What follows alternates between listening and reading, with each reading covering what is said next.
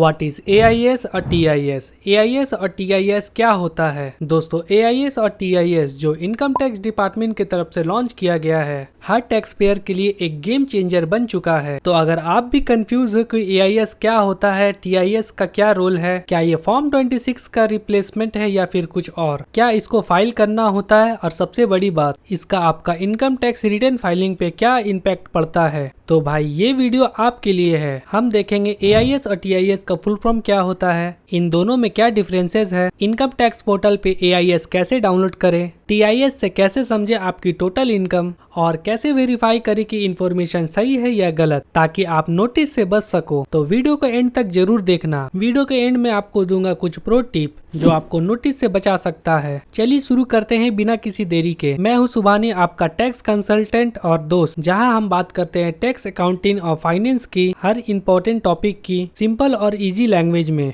अब बात करते हैं कि AIS क्या होता है। तो AIS का फुल फॉर्म होता है एनुअल इंफॉर्मेशन स्टेटमेंट। ये एक डिटेल फाइनेंशियल स्टेटमेंट है जो इनकम टैक्स डिपार्टमेंट बनाता है आपके पैन नंबर के बेसिस पे। इसमें रिपोर्ट होती है आपकी इनकम सोर्स जैसे सैलरी, डिविडेंड, इंटरेस्ट और कैपिटल गेन, आपका फाइनेंशियल ट्रांजैक्शन जैसे share trading, mutual fund investment, आपका TDS और TCS, एडवांस टैक्स डिटेल और रिफंड स्टेटस, और भी बहुत कुछ जैसे rent, property purchase, credit card spend अगर रिपोर्ट हुआ तो ये इन्फॉर्मेशन रिकॉर्ड होती है bank, mutual fund companies, stock exchange, employer और दूसरे इंस्टीट्यूट से। मतलब गवर्नमेंट का पास काफी ज्यादा इन्फॉर्मेशन होती है जो वो आपको AIS के थ्रू दिखाता है। चलिए मैं एग्जाम्पल दे के समझाता हूँ आपको। मान लो आपने 50,000 का फिक्स डिपॉजिट किया, उसमें से आपको 3,000 का इंटरेस्ट मिला, तो वो जो 3,000 है वो आपका इंटरेस्ट शो होगा AIS में। अगर आप इनकम टैक्स फाइल करते टाइम इसको स्किप कर देते हैं तो चांसेस है कि आपको नोटिस आ सकती है। अब बात करते हैं व्हाट इज TIS। TIS का फुल फॉर्म होता है टैक्स पेयर इंफॉर्मेशन समरी।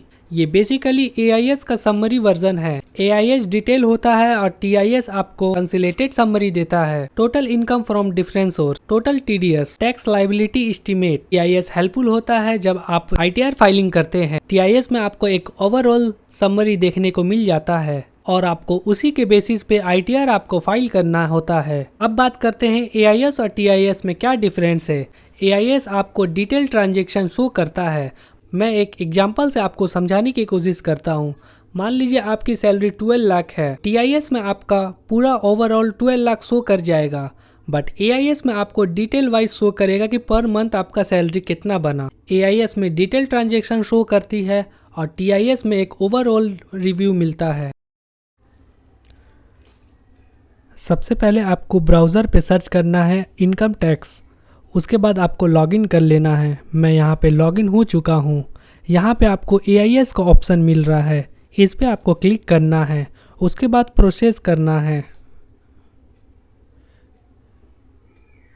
यहाँ पे आप डाउनलोड भी कर सकते हो या डायरेक्टली आप चेकआउट भी कर सकते हो।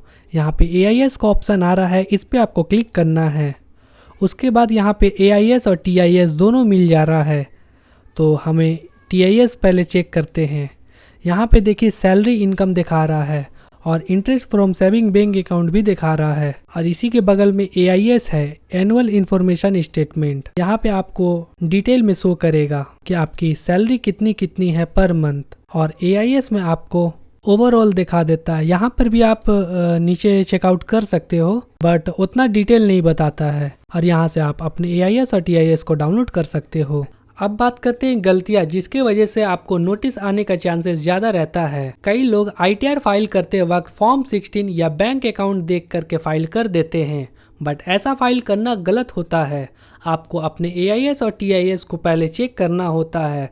अगर आप AIS और TIS को चेक नहीं करते हो तो आपको नोटिस आने का चांसेस बढ़ जाती है। इसीलिए रिटर्न फाइल करते समय AIS और TIS को वेरीफाई करना मैंडेटरी हो जाता है। कुछ प्रो टिप आपके लिए। ITR फाइल करते वक्त AIS और TIS को जरूर चेक करें।